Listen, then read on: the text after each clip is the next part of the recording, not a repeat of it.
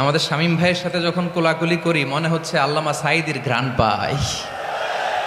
কিন্তু অবাক করা বিষয় হচ্ছে আমরা আজও জানি না আমাদের আল্লামার মৃত্যু কি স্বাভাবিক হয়েছে নাকি এটা পরিকল্পিত মেডিকেল কিলিং ছিল। এই রিপোর্ট গণমানুষের কাছে প্রচার করে জানাতে হবে। এই দাবির সাথে কি সবাই আপনারা একমত? কারা কারা একমত হাত তুলে দেখান। হযরতুল আল্লাম শহীদ মরহুম আল্লামা দেলোয়ার হোসেন সাঈদী রহিমাহুল্লাহ, ওনার স্মৃতি বিজড়িত আজকের এই ঐতিহাসিক প্যারেড ময়দানের তাফসিরুল কোরআনের প্রোগ্রামে সব আছে। স্টেজ আছে, শ্রোতা আছে, প্যান্ডেল আছে, মিডিয়া কাভারেজ আছে, কিন্তু আমাদের কলিজার টুকটাটা আমাদের মাঝে নাই। আজকের এই প্রোগ্রামে আলোচক হয়ে এই চেয়ারে আমি না বসে ওই শ্রোতাদের কাতারে বসে যদি আমাদের আল্লামার নুরানি চেহারার দিকে তাকিয়ে ওয়াজ শুনতে পারতাম, আমাদের হৃদয়টা ঠান্ডা হয়ে যেত, আমাদের তৃষ্ণার্ত হৃদয় শান্ত হতো।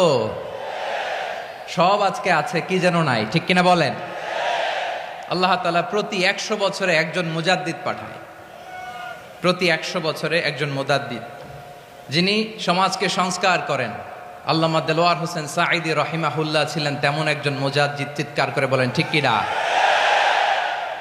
উনি শিরক বিদআতের আস্তানাকে তছনছ করে দিয়েছেন, তাওহীদের বাণীকে সমুন্নত করেছেন, গণমানুষের কাছে তাফসিরুল কোরআনকে জনপ্রিয় করেছেন। আজীবন তিনি ইসলামকে বিজয়ী শক্তি হিসেবে দেখার স্বপ্ন দেখতেন। এত প্রাঞ্জল ভাষা, এত চমৎকার আধুনিক প্রেজেন্টেশন, গণমানুষের কাছে কোরআনের তাফসিরকে এভাবে জনপ্রিয় করে তোলার মতো ব্যক্তিত্ব আল্লামা সাঈদী ছাড়া দ্বিতীয় কেউ এই বাংলার ভূখণ্ডে নাই। এই যে তাফসিরুল কোরআন, এই যে টার্মিনোলজি, এই টার্মটাই উনি আসলে জনপ্রিয় করেছেন। আমরা আগে জানতাম না যে এভাবে তাফসির করা যায়, এভাবে scientific indications of the Holi কোরআনকে মানুষের কাছে পেশ করা যায়, এভাবে এত জীবন ঘনিষ্ঠ করে, এত ইন্টারেক্টিভ করে কোরআনের কথাগুলো মানুষের কাছে উপস্থাপন করা যায়।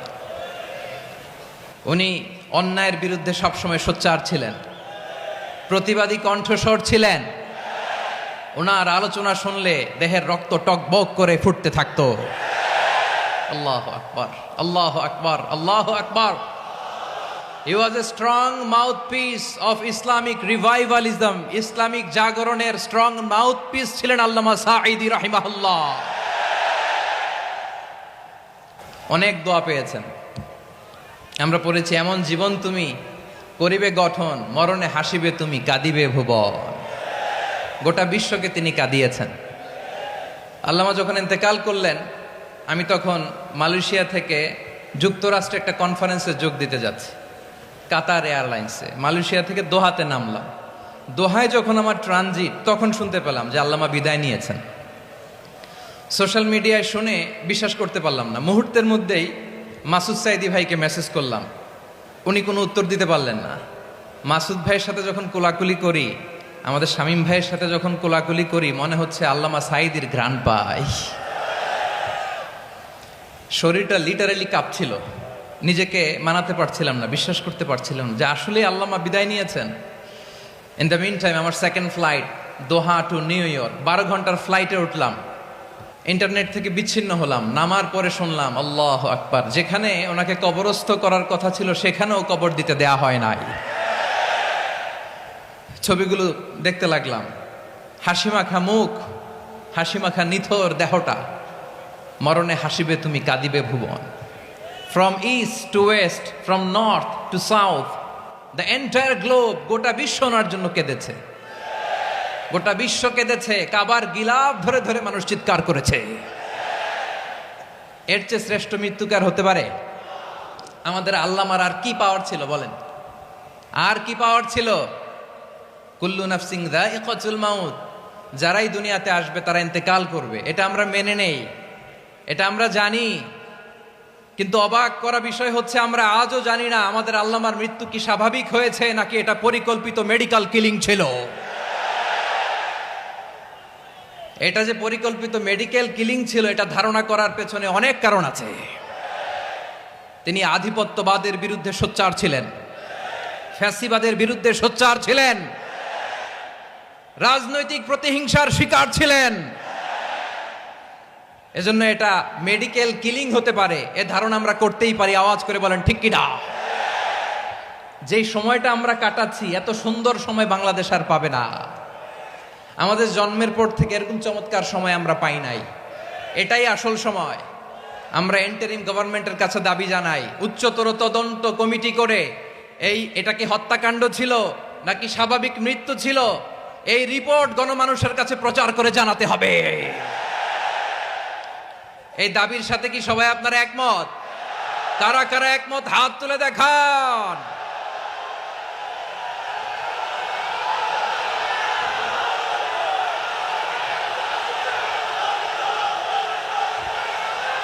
আমার প্রিয় ভাইয়েরা, প্রিয় চট্টলাবাসী, আল্লাহ তাআলা তার এই মুখলেস গোলামকে তার জান্নাতুল ফেরদাউসের মেহমান হিসেবে কবুল করুক। তার জীবনের সকল খেদমাগুলোকে কবুল করুক। জান্নাতুল ফেরদাউসের আলা মাকামে তাকে মেহমান হিসেবে কবুল করুক।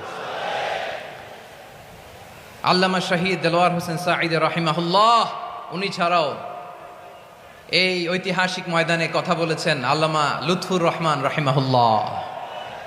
চলে গিয়েছেন আমাদেরকে ছেড়ে। তিনি বলতেন, ইনশাল্লাহ মিজান আবার আসবে।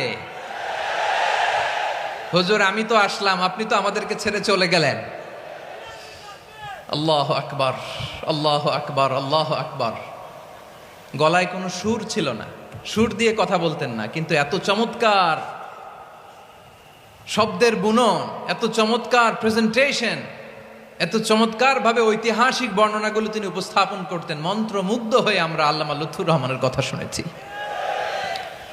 আমরা হযরতুল আল্লাম লুৎফুর রহমান রাহিমাহুল্লাহর জন্য এই বিশাল ময়দান থেকে দোয়া করছি, আল্লাহ তাআলা তুমি তোমার এই খাদেমকে জান্নাতের মেহমান হিসেবে কবুল করে নাও।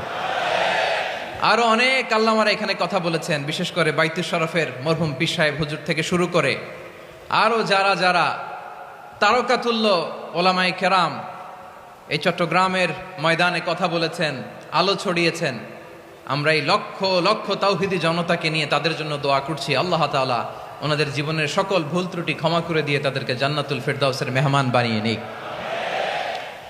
আমরা এই ঐতিহাসিক প্যারেড ময়দানের প্রোগ্রাম থেকে স্মরণ করতে চাই 24-এর ছাত্র নাগরিক অভ্যুত্থানে আমার যে সমস্ত ছাত্র নাগরিক ভাইয়েরা দেহের তাজা রক্ত বিলি দিয়ে নতুন বাংলাদেশ আমাদেরকে উপহার দিয়েছে।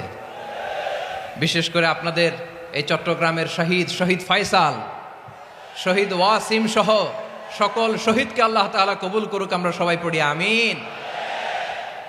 প্রিয় ভাইয়েরা, আমি নগণ্য একজন কোরআনের ছাত্র, এত বিশাল মঞ্চে এত বড় প্ল্যাটফর্মে কথা বলা আমার জন্য সাজে না। তারপরও আমাদের মুরব্বীরা আমাদের ডানে বায়ে বসে আছেন, ওনাদের আদেশ ক্রমে, ওনাদের অনুমতি ক্রমে কিছু কথা আজকের এই ঐতিহাসিক প্রোগ্রামে আপনাদের সামনে উপস্থাপন করার চেষ্টা করব। ওমা তৌফিক ইল্লা বিল্লাহ। প্রিয় ভাইয়েরা, 5 দিন ব্যাপী এই তাফসিরুল কোরআনের প্রোগ্রামে অনেক ওলামা হযরত কথা বলেছেন। যারা কোরআন সুন্নাহ থেকে আমাদেরকে কোরআনের কথাগুলো শোনালেন, আমরা যেন সেগুলো আমল করতে পারি, আল্লাহ আমাদেরকে তৌফিক দান করুক। শুরুতে আমাদের নিয়তটাকে খালেস করে নেওয়া দরকার। এই যে গ্যাদারিং, এই যে হিউজ শোডাউন, এগুলো যদি আমাদের নিজেদেরকে পরিবর্তন না করে তাহলে এতে কোনো লাভ নাই। জোরে বলেন ঠিক কিনা? এই প্রোগ্রাম যদি আমাদের জীবনকে পরিবর্তন করে, আমাদের চিন্তার ডিএনএ কে চেঞ্জ করে দেয়, তাহলেই চট্টগ্রামের প্যারেড ময়দান সার্থক। আসুন আমরা চিন্তাকে খালেস করে নেই। আমরা সবাই নিয়ত করি যে যতটুকু কথা আমরা কোরআনের আলোকে শুনবো, আমলের নিয়তে শুনবো ইনশাআল্লাহ। বলেন সবাই।